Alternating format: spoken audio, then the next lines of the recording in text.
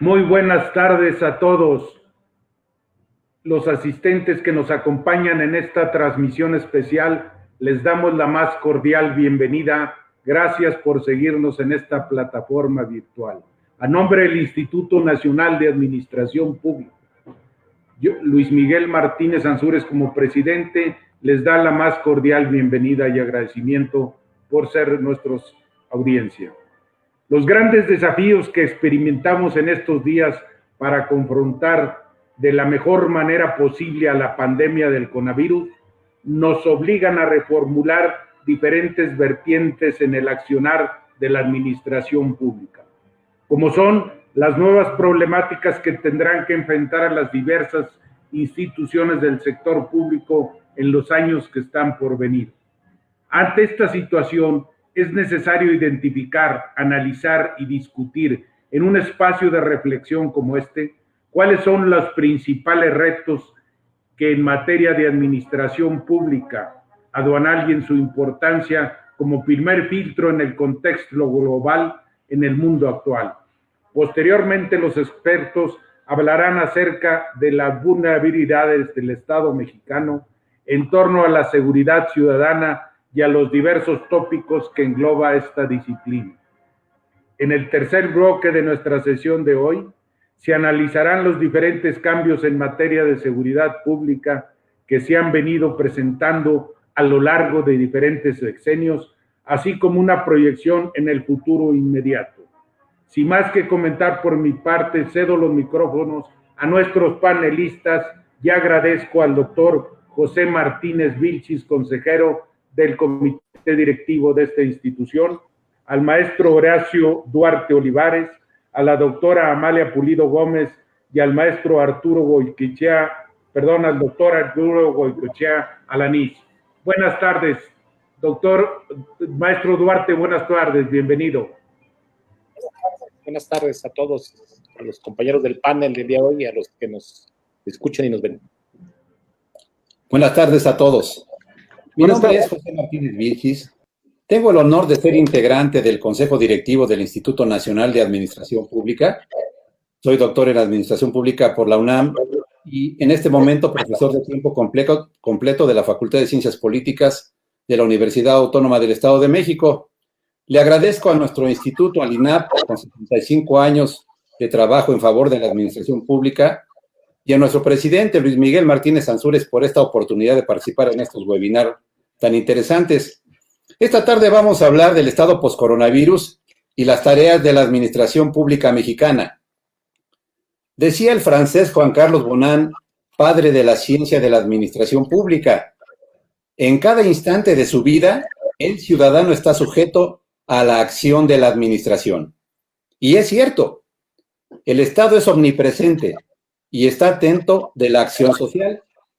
Por eso Tomás Hobbes explicaba su formación como una analogía del Leviatán, ese monstruo gigante y terrible. Y Octavio Paz, en su ensayo El logro filantrópico, aseguraba que el Estado del siglo XX se reveló como una fuerza más poderosa que la de los antiguos imperios, un amo sin rostro que obra no solo como un demonio, sino como una máquina. Ahora, en nuestro tiempo, el estado post-coronavirus se perfila como un ente cuya administración pública tendrá más demandas sociales que atender. Por ello, para quienes critican al neoliberalismo, pero sorprendentemente también para varios voceros del mercado y del modelo económico, como lo es el periódico inglés Financial Times, vendrá una época de mayor intervención del Estado, de discusiones sobre la distribución de la riqueza, de la mayor inversión en la seguridad social y en la salud, e incluso de los mayores impuestos a la riqueza. Para México, entre los temas más urgentes e ineludibles de atender están los de la salud, están los de la política económica para la recuperación, están los temas de seguridad pública y seguridad nacional, la necesaria inversión en educación, ciencia y tecnología. De ello se van a ocupar nuestros ponentes de esta tarde. Nuestro primer participante será el administrador general de aduanas del SAT, el maestro Horacio Duarte Olivares, a quien le agradecemos que tome un tiempo valioso en una agenda tan ocupada por el cargo que tiene. Muchas gracias, Horacio. Permítame leer su currículum vitae. Es licenciado en Derecho por la Universidad Nacional Autónoma de México, maestrante en Derecho Procesal Constitucional por la Universidad Panamericana, maestro en Estudio y Prevención de Violencia de Género por la Universidad de Salamanca, España. Entre su experiencia profesional, ha sido diputado local en la Cámara de Diputados del Estado de México. Entre el año 2000 y 2003 fue presidente municipal de Texcoco. Entre 2014 y 2018, representante de Morena ante el Consejo General del INE. Entre 2015 y 2018, fue presidente del Comité Ejecutivo Estatal de Morena en el Estado de México. A partir de 2018, diputado federal por Morena con licencia.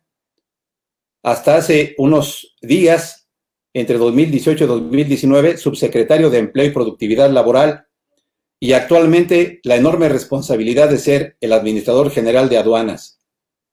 Maestro Duarte, usted conoce el programa económico y social de Morena, conoce al señor presidente de la República, con quien usted ha trabajado desde hace varios años. ¿Sabe usted que los países tendrán que hacer esfuerzos extraordinarios para impulsar la economía pospandemia y para apoyar a todos los sectores económicos? Por supuesto, principalmente a los más afectados por el modelo de crecimiento neoliberal. Díganos, maestro Duarte, ¿qué políticas económicas considera usted se aplicarán en el corto, mediano y largo plazo para estimular la recuperación en nuestro país después del confinamiento? Tiene 10 minutos para su exposición, maestro Duarte. Adelante. Sí, buenas tardes. En primer lugar, agradecer al Instituto esta posibilidad de charlar, de reflexionar en este momento de la parte más complicada de la pandemia y dibujar a grandes trazos lo que son desde nuestro punto de vista algunas tareas. Agradecer en esta oportunidad que nos dan en esta logia, agradecer a los compañeros que hoy estaremos charlando en este panel. Y reitero el agradecimiento al INAP por su trabajo, por su dedicación a difundir, a discutir los temas del momento. Yo plantearía que en el caso de los retos, de las tareas, pues evidentemente la primera tiene que ver con reactivar el sector económico del país. Si algo ha impactado de manera muy importante la pandemia, todos lo sabemos, es el tema de la economía, el haber tomado la pandemia a todo el mundo en una condición de viabilidad o no en términos de salud, pero el impacto que está teniendo en la economía, todos sabemos que se ha dicho que entre el 5, 6, 7% de la economía mundial, de la economía global, se va a contraer, que va a caer. Y eso nos obliga a todos los estados nacionales a tomar decisiones que impacten positivamente en ese terreno. Por ejemplo, en el caso mexicano, lo que se han tomado como decisiones inmediatas para generar inyección circulante a la economía del país, pues es primero acelerar el gasto público en algunas áreas que tienen que ver con la infraestructura. Una tarea fundamental que ha delineado el presidente y la parte del equipo es inyectar recursos públicos para que todo lo que tenga que ver con infraestructura, obras públicas, incluyendo dos grandes obras importantes como es la refinería de Dos Bocas, el aeropuerto Felipe Ángeles, van a continuar como mecanismos de generación de empleos, pero también de generación de infraestructura y de economía. También se ha definido una política de llegar a sectores muy importantes. Por ejemplo, se generaron alrededor de 2.5 millones de créditos de inversión directa a pequeños negocios, a personas que, derivado de la pandemia, tuvieron que cerrar sus negocios, y ahí se invirtieron alrededor de 25,000 pesos por negocio a 2.5 millones de negocios, que va a impactar, insisto, de manera importante a sectores que tradicionalmente frente a crisis son los más afectados. Digo, se ha discutido recientemente qué modelo seguir, si, como plantean algunos, inyectar recursos a grandes empresas o a pequeños negocios. El gobierno de México decidió que es apostar a los más vulnerables, apostar a los sectores más vulnerables, que les permita salir rápidamente de esta crisis. Y por el otro lado, también acelerar los procesos de atención a los sectores más vulnerables, como son adultos mayores, como es jóvenes, como profundizar los programas de becas que va a generar decimos nosotros, una gran base que permita amortiguar los efectos negativos de la pandemia, pero que también permita, insisto, reactivar los temas económicos. Y sin duda, el tema del TEMEC también será un tema fundamental para la reactivación económica, de acuerdo a las cifras más moderadas. Habrá en el próximo tiempo un crecimiento de la actividad comercial con Estados Unidos de un 6% de tratado de libre comercio. Son algunas de las cosas que se están dando, pero también me parece que la reflexión tiene que girar en torno a cómo el modelo que ahora se discute, el modelo neoliberal, evidenció que sigue siendo muy importante para el Estado mexicano combatir la corrupción. Evidenció que en el caso de hospitales, muchas instituciones de salud, el tema de la contratación de médicos. Yo, por ejemplo, pondría un tema.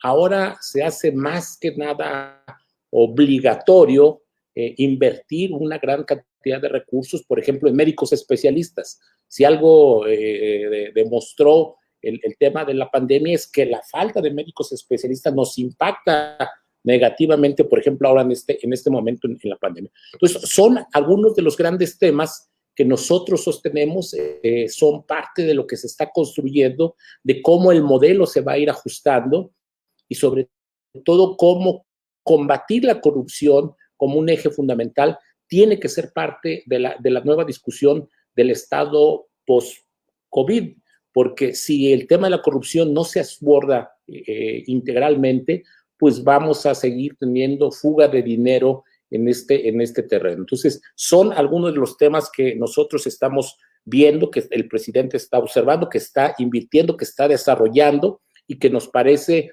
van a dar como resultado que poco a poco la economía mexicana comience a crecer nuevamente y comience a tomar un dinamismo que le permita a finales de este año 2020 comenzar a recuperar los empleos que se han perdido en los últimos prácticamente 3 meses derivado del cierre de actividades por el COVID.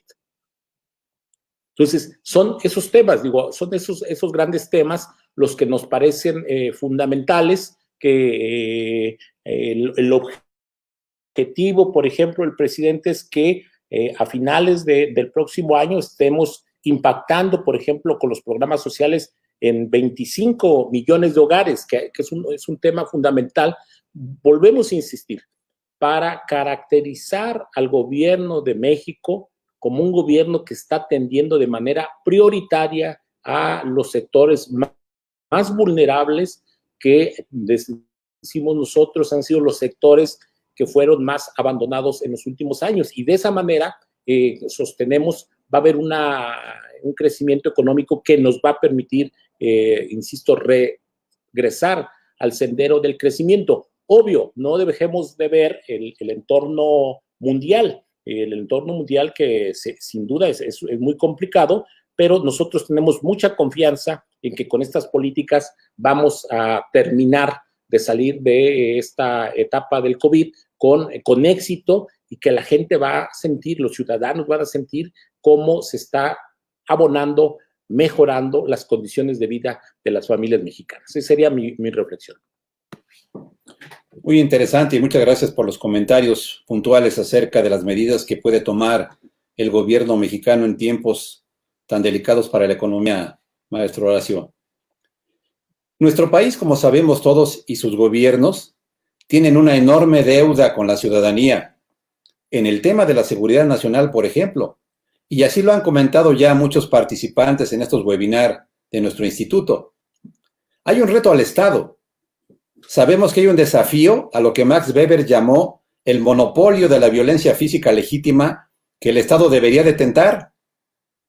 Hay audaces ataques de los cárteles de la droga contra autoridades policiales y militares, que van desde ataques a policías hasta los crímenes más arteros a jueces y magistrados, y el muy preocupante reciente ataque al secretario de Seguridad Ciudadana de la Ciudad de México. El panorama se presenta complejo y amenazante, y sobre este tema nos va a hablar la doctora Amalia Pulido y también el maestro Arturo Huicochea. Leeré ahora el currículum vitae de la doctora Pulido, si ustedes me permiten. Ella tiene una licenciatura en Ciencias Políticas y Administración Pública por la Universidad Autónoma del Estado de México. Es maestra en Ciencia Política por la Universidad del Norte de Texas y también tiene un doctorado en Ciencia Política por la misma Universidad del Norte de Texas. Entre su experiencia laboral está el haber sido entre 2017 y 2018 investigadora visitante del Centro para Estudios México-Estados Unidos de la Universidad de California en San Diego, y también haber sido investigadora postdoctoral en el Colegio de México. De 2019 a la fecha es profesora e investigadora en la División de Estudios Políticos en el CIDE. Entre sus artículos y obras publicadas están ¿cuáles son los efectos de la violencia a gran escala en la confianza social e institucional? Uso de la literatura de la guerra civil para entender el caso de México 2006-2012. Y también alianzas estratégicas, candidatos rojos, verdes o sandía, si lo traduje bien, Amalia, en las elecciones legislativas mexicanas, publicado en Online First. Doctora Pulido, en un artículo que presentó el CIDE el pasado 29 de junio, en donde usted comentó de los puntos vulnerables del Estado mexicano, lanzó algunas hipótesis sobre las estrategias de captura y confrontación con el Estado por parte de los cárteles y grupos delincuenciales. Le pido exponga al auditorio sus puntos de vista sobre esto y sobre los retos que enfrentarán las dependencias de la administración pública, de las áreas militares, de seguridad, de inteligencia, en estos tiempos que se avecinan. Por favor, doctora. Muchas gracias por la invitación, doctor Martínez Vilchis. Muchas gracias al INAP por organizar este tipo de eventos que son muy necesarios para poder entender y sobre todo tomar decisiones respecto a el futuro post-pandemia que se presentará en México. Les quiero presentar primero un panorama, digamos, más general sobre en dónde estamos parados en términos de violencia, sobre todo ver los datos de estos meses, digamos, de enero a mayo, para ver cómo se han comportado los homicidios y los secuestros en el país, para después hablar un poco sobre las organizaciones criminales y el atentado que vimos el pasado 26 de junio en contra de el secretario Omar García Harfuch y entender un poco cuál es la lógica y el racional de estas organizaciones criminales para hacer este tipo de ataques de alto perfil. Entonces, por ahí tengo un par de visualizaciones que me gustaría enseñarle al auditorio para que vean algunas tendencias sobre homicidios especialmente. Entonces, si pasamos a la siguiente lámina, es muy interesante ver que los homicidios, a pesar de estar en confinamiento, y este confinamiento empieza sobre todo en la segunda mitad de marzo, vemos una tendencia al alza en los homicidios en este mes a comparación de 2018 y 2019. Sin embargo, hay una disminución en los siguientes meses, en abril y mayo, pero esta disminución no es alentadora. Estamos en un panorama en donde se siguió matando bastante en nuestro país. Y digo, tenemos casos muy recientes como la matanza en el anexo en Guanajuato que tuvimos los pasados días. Entonces, digamos, desde la perspectiva de los datos, no tenemos un futuro alentador en cuanto al tema de seguridad en nuestro país. Si pasamos a la siguiente lámina para exponer un poco qué es lo que está pasando con secuestros, y esto sí es digamos, lo esperado, ¿no? Los secuestros traen una tendencia a la baja, todo esto son datos del Secretariado Ejecutivo. En comparación con el 18 y el 19, digamos, de enero a mayo, hay una disminución considerable en cuanto a los secuestros en el país, lo cual igual se puede explicar con el confinamiento. Digamos, el secuestro es un delito que afecta principalmente a los ciudadanos, ¿no? Homicidios también, aunque homicidios dolosos están muy correlacionados con la presencia de las organizaciones criminales en algunos estados de nuestro país.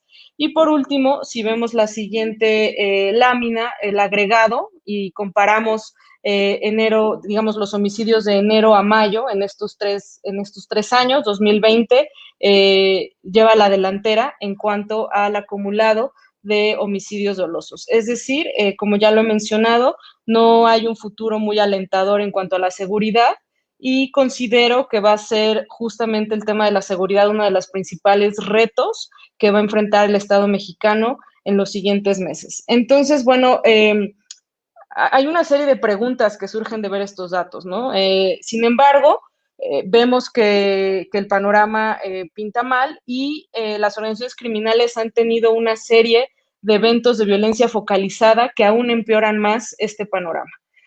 Tuvimos recientemente el asesinato del juez Villegas en Colima, un juez federal, y a los 10 días el atentado en donde intentaban terminar con la vida del secretario de la ciudad capital del país, algo que nunca se había visto en México. Digamos, las organizaciones criminales sí tienen y han tenido este tipo de demostraciones en cuanto a asesinatos de alto perfil, pero dentro de lo que hemos visto, lo del pasado 26 de junio sí salta y es completamente distinto a lo que habíamos observado.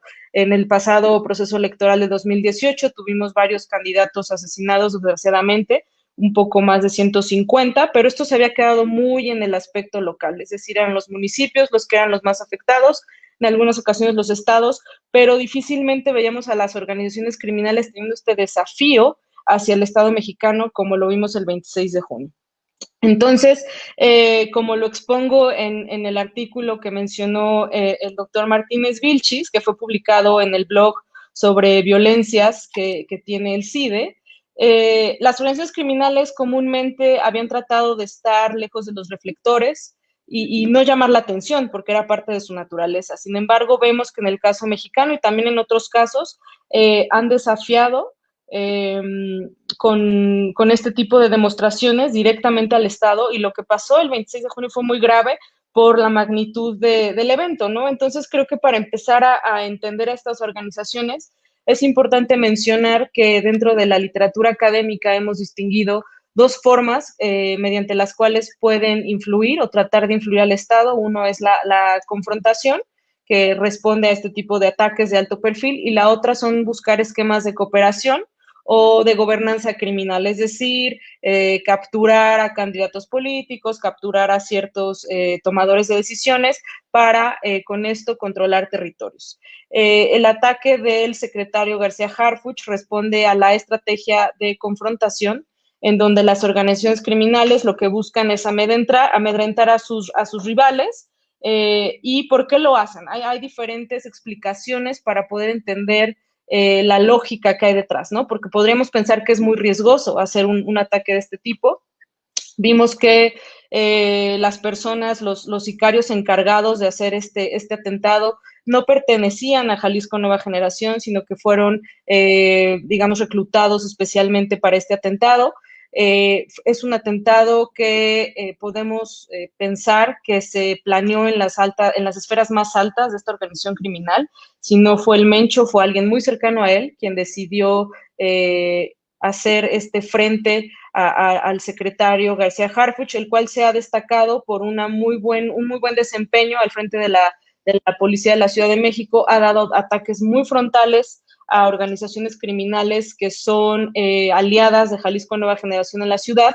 Y bueno, ¿qué buscaban? O algunas hipótesis de por qué por qué desafiaron al Estado mexicano, porque a pesar de haber sido en la Ciudad de México, esto es un desafío a todo el Estado mexicano. Una de las razones es generar control territorial y eliminar a rivales en la zona. Ciudad de México se había caracterizado por ser más un centro financiero de las organizaciones criminales y no meramente un territorio de operación. Sin embargo, parece que hay incentivos muy altos para que la organización Jalisco Nueva Generación intente controlar y operar en la Ciudad de México. Esa es una de las razones.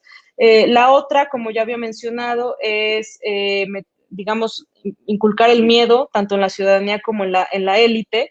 Y digamos, con el atentado se vio muy claro esta señal. Y la otra es empoderarse, ¿no? O sea, digamos, con este ataque lo que muestra Jalisco Nueva Generación es que se siente una organización criminal suficientemente empoderada para retar a las fuerzas de seguridad en una de las avenidas más importantes de la Ciudad de México, en un horario que, digamos, no fue en un callejón escondido, ni fue a horas en donde la gente no transitaba. Entonces es un desafío frontal al Estado mexicano. Y bueno, ¿qué es lo que esperaríamos? Pues ver a un Estado reaccionando ante este tipo de ataques. Si bien es cierto, el debilitar a líderes criminales puede generar violencia a corto plazo, es una de las estrategias de seguridad nacional que se han implementado y que pueden tener resultados a mediano y largo plazo. Y por otra parte, es muy preocupante lo que estamos viviendo, ya que en 2021 tendremos los comicios electorales más grandes de la historia de la democracia en México, en el cual habrá miles de candidatos tratando de conseguir un cargo de elección popular y desgraciadamente no contarán con los mismos mecanismos de protección que tenía en este caso el secretario García Harfuch. Y mi pronóstico es que veremos un proceso electoral ensangrentado, un proceso electoral muy complicado en términos de violencia. Y en este sentido, me gustaría concluir esta participación diciendo que el panorama en términos de la seguridad para el Estado mexicano no se ve alentador. Tenemos organizaciones criminales disputándose territorios, principalmente podemos identificar a Guanajuato como un foco rojo en nuestro país, al igual que, bueno, Baja California, que siempre mantiene números en cuanto a homicidios dolosos y ejecuciones muy altos, asimismo Jalisco. Entonces, creo que el Estado tiene grandes retos en materia de seguridad. Muchas gracias, doctora. Pues sin duda una encrucijada en la que se encuentra nuestro país en materia de seguridad, uno de los grandes temas pendientes. Quiero presentar a ustedes al maestro Arturo Huicochea Alanís. Él es el presidente del Instituto de Administración Pública del Estado de México, IAPEM, que es uno de los institutos de la República con una gran actividad de capacitación y profesionalización de servidores públicos. Un trabajo editorial muy notorio, el que realiza el IAPEM, y muy recomendable de consultar. Muchos de quienes participan en el INAP casi seguramente lo han hecho en alguna oportunidad en el instituto en el Estado de México. Una gran participación de sus asociados y de especialistas en eventos de corte académico y de diversas temáticas en sus sedes en el Estado de México. Les voy a leer el currículum vitae del maestro Arturo Huicochea, si ustedes me permiten. Él es licenciado en Ciencias Políticas y Administración Pública por la Universidad Autónoma del Estado de México. Es maestro en Administración Pública por el Instituto Internacional de Administración Pública con sede en París. Y es maestro en Análisis Político y Medios de Comunicación por el Instituto Tecnológico y de Estudios Superiores de Monterrey, Campus Ciudad de México. Entre su experiencia laboral está la de haber sido diputado plurinominal del Estado de México en la 63 legislatura, asesor parlamentario de la Cámara de Diputados del Congreso de la Unión en el Gobierno Federal, actualmente presidente del Instituto de Administración Pública de nuestra entidad, el Estado de México. Entre sus obras publicadas está el libro Prospectiva de la Administración Pública del Estado de México a la luz de la teoría de la organización. Con este trabajo él obtuvo el premio de investigación IAPEM 1995, que otorga el propio Instituto de Administración Pública en la entidad y el Gobierno del Estado de México. Y su tesis de licenciatura fue premiada como la mejor en el ámbito nacional entre las presentadas por las universidades del país que imparten esta licenciatura, en ese entonces por el Colegio Nacional de ambas disciplinas. En la docencia y la investigación, Arturo ha sido maestro del Tecnológico de Monterrey, Campus Toluca, impartiendo la materia de Ciencia Política en la licenciatura en Comunicación, y es colaborador del periódico Sol de Toluca con la columna Vida Pública. Presidente Arturo Huicochea, siendo la seguridad pública una preocupación social por años y habiéndose ensayado estrategias poco exitosas a lo largo de al menos 3 sexenios, ¿la administración pública puede ofrecer una alternativa factible y eficaz para la ciudadanía? ¿Qué nos puede comentar, maestro? Muchas gracias. Buenas tardes a todas, a todos. Primero que nada, y después de felicitar al Instituto Nacional de Administración Pública y a su presidente, Luis Miguel Martínez Ansúrez, flamante presidente, por la realización de estos webinars con temas de tal actualidad, quiero saludar a mis compañeros de panel, a la doctora Amalia Pulido, por supuesto, al licenciado Horacio Duarte. Es un placer y un privilegio poder saludarlos y compartir esta pantalla con ustedes. Y agradecer, por supuesto, al doctor Pepe Martínez Vilchis la conducción de esta charla y la provocativa pregunta que me hace favor de formular. La respuesta concreta, correcta y precisa a la pregunta es sí. Por supuesto que la administración pública tiene una alternativa para resolver el oprobioso tema de la inseguridad que padecemos ahora de manera sumamente grave, como lo ha destacado mucho la doctora Amalia Pulido, pero no es un asunto que nació ayer, ni siquiera nació hace año y medio, es un asunto que tiene anclas en sus orígenes, fallas estructurales del sistema político y jurídico mexicano, que si bien se han venido resolviendo a lo largo de los años, el día de hoy lo cierto es que tenemos un desastre. Si me hacen favor de apoyar con una presentación muy breve que quisiera mostrarles, me gustaría señalarles la respuesta, la quisiera dividir en 2 partes. La primera, en la siguiente lámina, si son tan amables, de entrada, pues dar una radiografía del desastre y muy brevemente plantear la alternativa, cómo resolver. La radiografía del desastre, si podemos avanzar en la presentación, si son tan amables, me limitaría a dar algunos datos de los muchos que están ahí, por supuesto, estarán a la disposición de ustedes y de quienes así lo solicitaran. Pero en el país ocurren, de acuerdo con datos oficiales, 33 millones de delitos. 33 millones de delitos.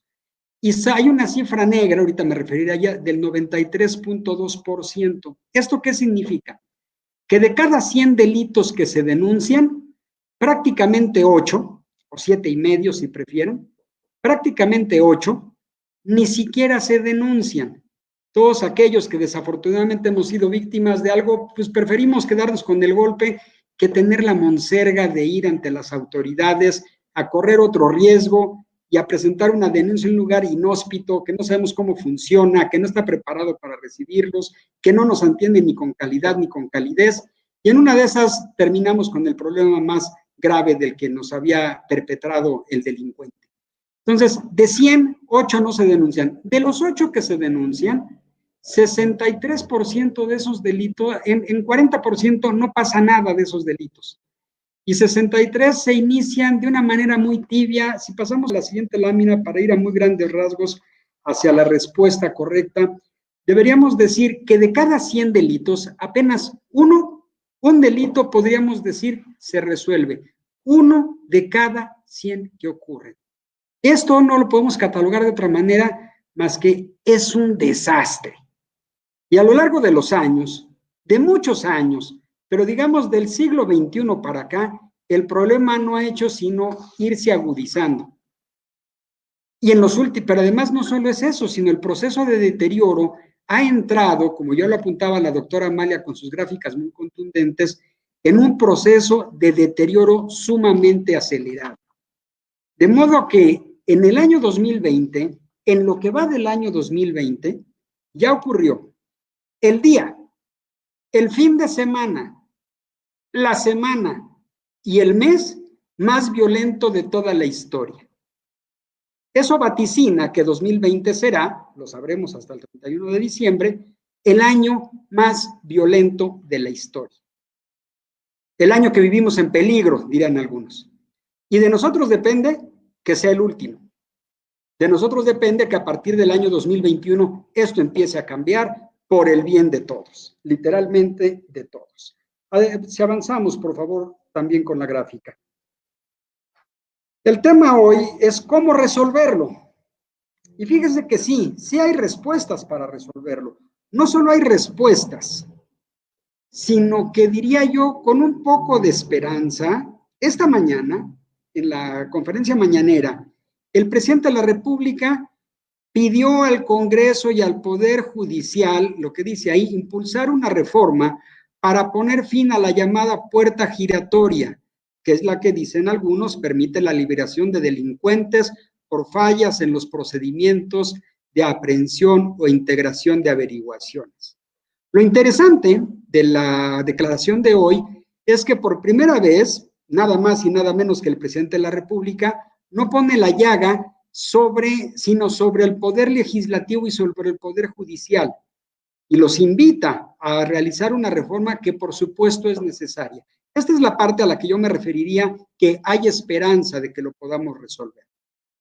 Pero no solo hay esperanza, sino también hay planteamiento, es decir, no solo hay rumbo, también hay mapa en el camino.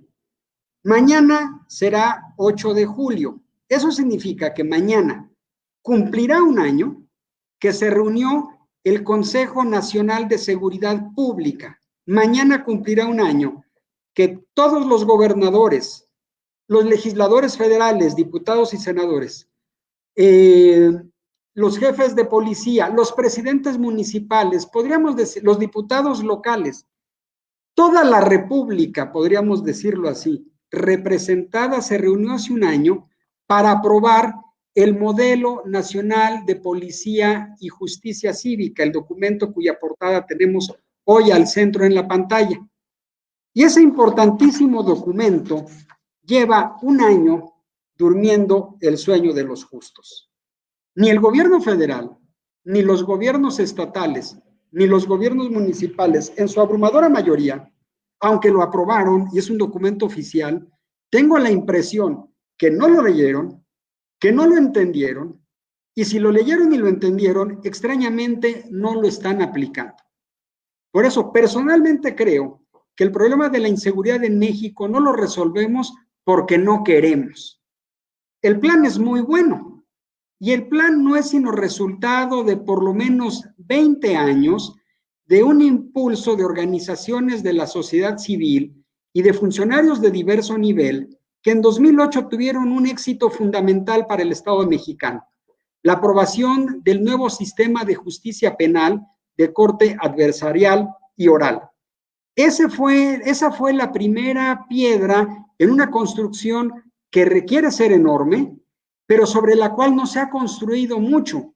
Y es más, salvo por este programa, casi todas las acciones políticas y legislativas de los años más recientes, incluyendo este año y medio, han ido en contra, atentan contra ese éxito que el Estado mexicano, y lo digo aquí, sociedad y gobierno juntos, sin colores partidistas, los mexicanos de esta generación habíamos logrado en el 2008. Entonces, en este programa que existe ahora, tiene un programa que tiene estas 5 propósitos. Primero, el programa existe para reducir la incidencia delictiva, fortalecer la investigación de los crímenes, mejorar la percepción de seguridad, incrementar la confianza de la ciudadanía en las instituciones policiales y articular a las policías municipales, ojo, articular, que no coordinar, el funcionamiento de las policías municipales con las policías estatales y con las distintas instancias en el ámbito federal. Es decir, con 8 grandes cuerpos institucionales que tenemos en el país para la seguridad. Adelante, por favor. ¿Qué es lo que trae este programa adentro? El plan trae cada uno de los 5 objetivos, los desagrega en tareas muy concretas a realizar, sobre las cuales no hemos avanzado prácticamente nada en lo que va de este año. La primera es, para reducir la incidencia delictiva, ¿qué nos propone? Pues nos propone, por un lado, poder medir esa incidencia delictiva en el ámbito local.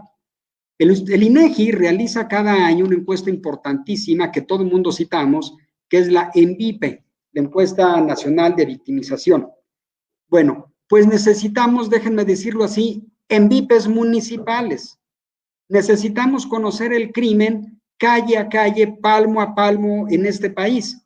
Y eso el día de hoy es tecnológicamente posible, realizarse de manera relativamente sencilla. Ojo, si tenemos genuina voluntad de atender el problema. Eso es una parte del tema.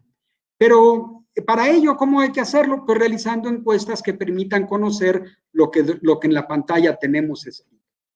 ¿Cuál es la otra tarea que tenemos pendiente? Fortalecer la investigación criminal. ¿Y esto cómo lo podemos lograr?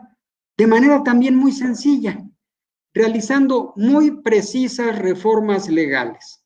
Concretamente, 3 reformas constitucionales. 3.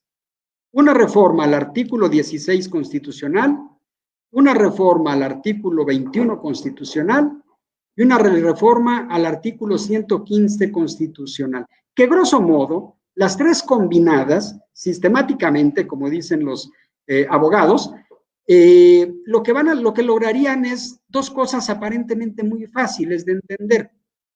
La primera, que la policía, cualquier policía, es decir, cualquier policía uniformado, pueda recibir una denuncia criminal en cualquier punto y en cualquier lugar y por cualquier medio. Que no tengamos la monserga que ir a buscar a ver en dónde diablos se encuentra la oficina del Ministerio Público, sino que podamos encontrar a cualquier persona uniformada y plantearle una denuncia.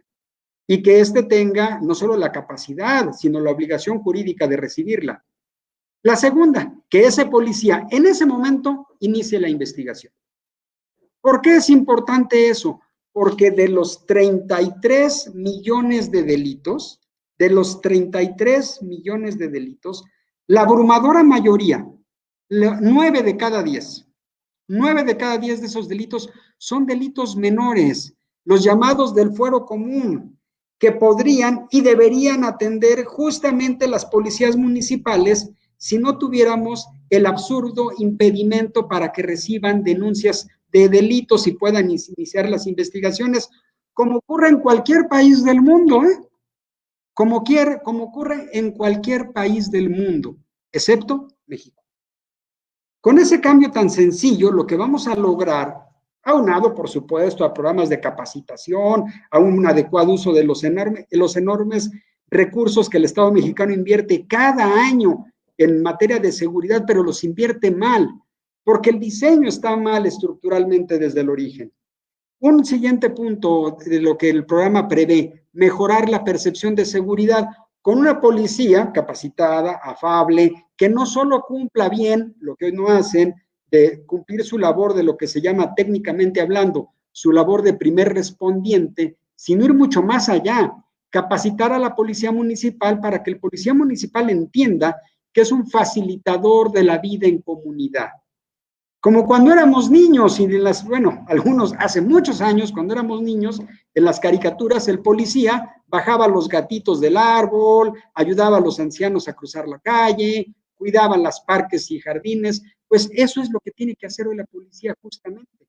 No es tan difícil y ya lo hemos hecho antes para generar una relación de proximidad. Pero por supuesto tiene que ocurrir con una policía municipal bien capacitada, bien entrenada, bien pagada, bien profesionalizada, con sistemas de salud, con sistemas de seguridad para ellos y sus familias, etcétera. Adelante, por favor, con las láminas. Voy con los últimos planteamientos del modelo.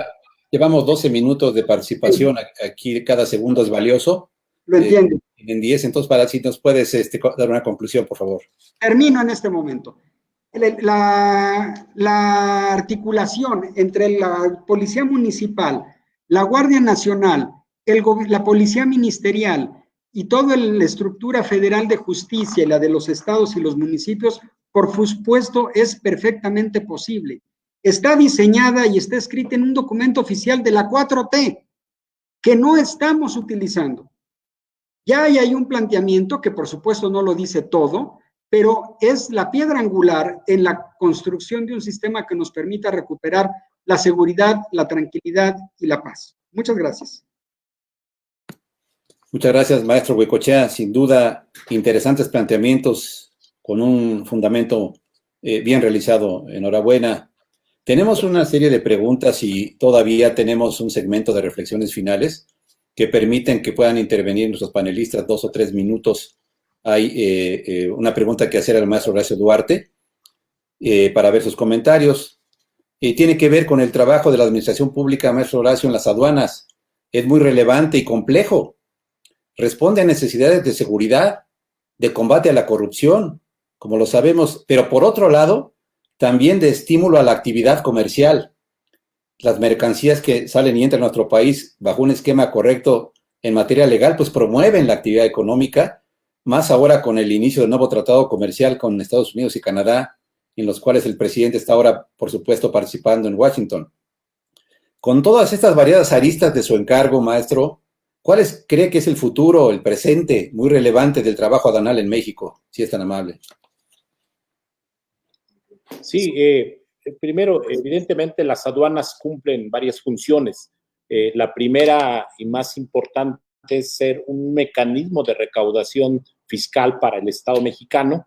Un porcentaje muy alto de los impuestos, por ejemplo, el IVA ingresa por las aduanas, ingresa por el mecanismo del comercio exterior.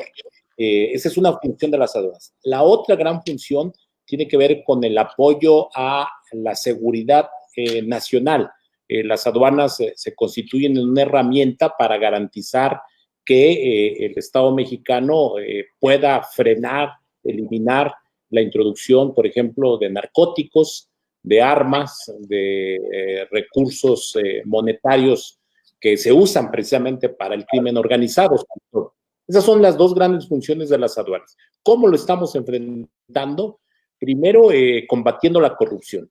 Nosotros hemos planteado que un factor fundamental para que las aduanas funcionen de manera eficaz en sus dos labores es que haya funcionarios públicos honestos.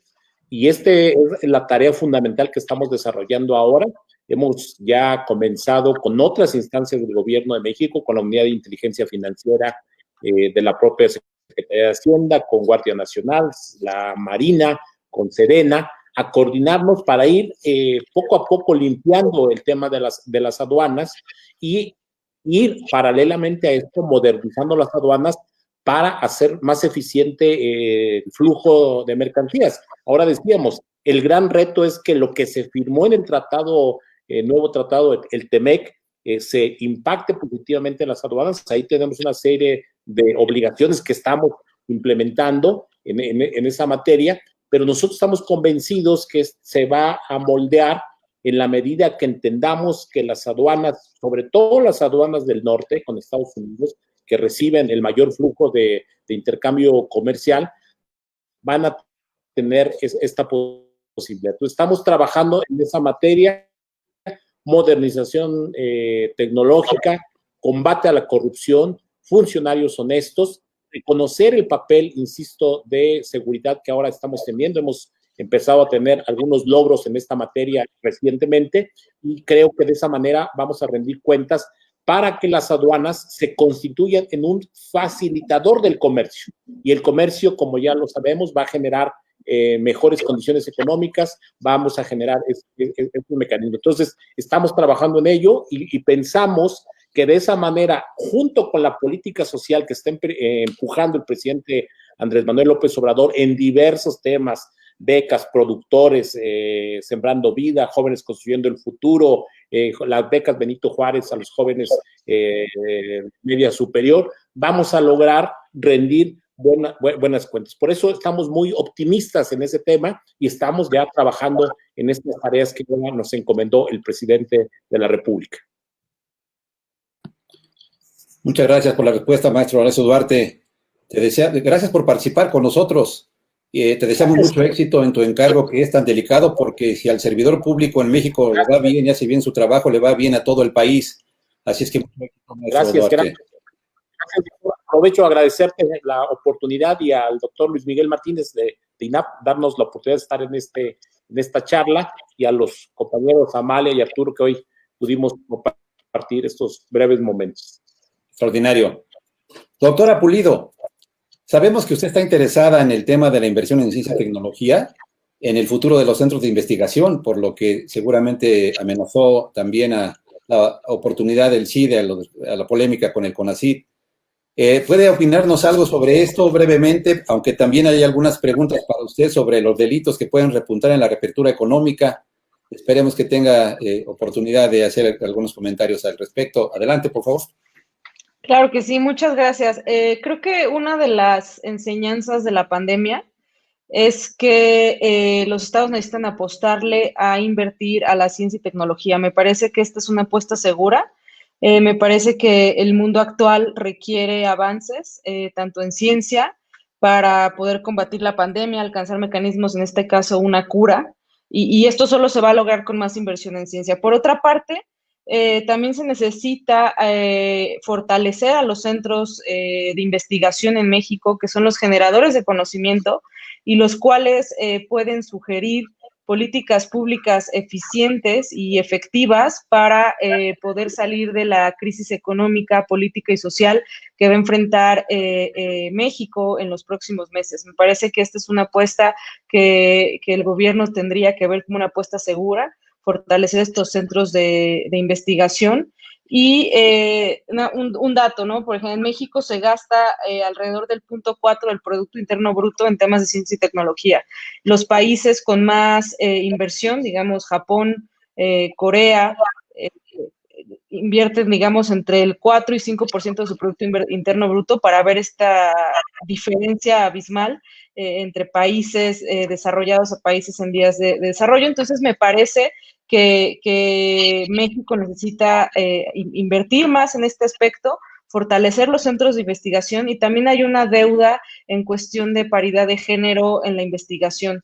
3 de cada 10 investigadores en el país son mujeres, entonces digamos que aún tenemos una deuda importante para apostarle a políticas de igualdad, de equidad y de paridad en cuanto a la ciencia en México, y esto solo se va a lograr con esfuerzos institucionales en donde se vea esto como un tema de que desde la niñez tenemos que fomentar el gusto por la ciencia, por la tecnología, tanto a niños como a niñas. Entonces me parece que esto es muy importante señalarlo. Y para responder la pregunta que me hacían sobre los delitos que puedan repuntar tras la apertura económica, me parece que van a ser los delitos que afectan al ciudadano, es decir, robo a habitación, robo a casa habitación, me parece que va a ser uno de los delitos que van a aumentar, al igual que el robo en el transporte público. Y desgraciadamente, dada la crisis económica y la situación laboral en la que muchos mexicanos y mexicanas se quedaron después de esta pandemia, podemos ver un repunte en este tipo de delitos. Entonces, agradezco mucho las preguntas y también fue un placer compartir este panel con el maestro Horacio Duarte y con el maestro Arturo Huicochea. Y bueno, pues muchas gracias también por la invitación al doctor Martínez Vilchis. Gracias, doctora Pulido, por los atinados comentarios a este respecto. Vamos a finalizar con la pregunta, yo diría que obligada para Arturo Huicochea y para la colaboración que puede haber entre el Instituto Nacional de Administración Pública y los institutos estatales, en este caso el IAPEM. Estas instituciones han servido a los gobiernos en su oportunidad. El Instituto Nacional ya por 65 años ha tenido épocas muy brillantes, como la de la reforma administrativa en los años 70 y 80, en donde ha participado hasta con asesorías internacionales, igual que nuestro instituto en el Estado de México. Necesita convencer y apoyar al gobierno federal y a los gobiernos estatales y municipales de su trabajo. Y pues ha habido en otros países, estos institutos han tenido escuelas de administración pública que han preparado servidores públicos extraordinarios con aspectos técnicos, políticos, administrativos. Así que las expectativas son altas, los recursos escasos, Arturo. Pero ¿qué puedes visualizar de esta vinculación INAP, institutos estatales? A 65 años del INAP, yo no podría decir sino que el INAP está destinado a la grandeza. El IAPEM, por su parte, este agosto cumplirá 47 años también, entonces son décadas ya de trabajo conjunto. El INAP es sin duda una suerte de alma mater de los institutos de administración pública que existen por aquí, por allá, a lo largo y ancho del país. Hace algunos años, hace todavía relativamente poco tiempo, a principios de este siglo, Había una visión muy orgánica, muy organizacional y muy estructural de la administración pública. Y sobre esa perspectiva se condujeron importantes reformas administrativas, ciertamente. Hoy COVID-19 nos plantea un nuevo desafío y a mí me parece que una oportunidad. Sobre la idea del teletrabajo, me parece que hoy estamos llamados a hacer una revisión de la administración pública, no a partir de las estructuras, sino a partir de los procesos. Y eso nos va a llevar a una nueva forma de trabajar y a integrar una administración pública federal, estatal y municipal más chica, más eficiente, más transparente, evaluada sobre resultados, más profesional. El IAPEM y el INAP, gracias a la apertura del INAP y al doctor que nos preside y hoy es nuestro anfitrión, hemos dado nueva vida a nuestro convenio y tenemos ya de hecho agendadas una muy próxima reunión con la comunidad de administradores públicos del Estado de México, presentaciones de libros y estamos trabajando en la integración de un programa académico también para lanzarlo conjuntamente, aprovechando la vecindad y la cercanía entre la ciudad de Toluca, donde nos encontramos nosotros, y la Ciudad de México, donde se encuentra el INAP. En fin, yo veo un futuro promisorio, como dije al inicio, la relación del INAP y los institutos de administración pública, si sabemos entender el momento que enfrentamos, ya que esta crisis nos abre oportunidades nuevas, es un futuro de grandeza y de trabajo al servicio de los mexicanos. De verdad les agradezco a los tres su participación. Es una tarde redonda, creo yo, en materia de gobierno y administración pública. Hemos escuchado opiniones de personas vinculadas al sector público en puestos muy relevantes, como es el caso de Horacio Duarte, de académicos destacados con una gran trayectoria en diversas instituciones de educación superior, como la doctora Amalia Pulido, muy joven y con una gran participación internacional, y de quienes han podido combinar trabajo académico y actividad política, como el propio Arturo. Así es que, de verdad, gracias por su oportunidad de participar. Le cedo el uso de la palabra al presidente del INAP, el doctor Luis Miguel Martínez Ansúrez, para un cierre. Muchas gracias a todos. Buenas tardes. Yo finalmente agradecer a todos nuestros simpatizantes, asociados, docentes, investigadores, colaboradores del instituto, y le doy las gracias a nuestros panelistas, a la doctora Amalia Pulido, muchas gracias, Amalia. Horacio, muchas gracias por participar, a pesar de tu agenda, te abrazo. Al doctor Arturo Goicoechea, mi colega y amigo, y qué les digo de nuestro consejero directivo, el doctor José Martínez Vilchis, amigo de muchos años. Gracias a todos por su atención y muy buena tarde. Buenas tardes. Muchas gracias. Buenas tardes, gracias. Buenas tardes.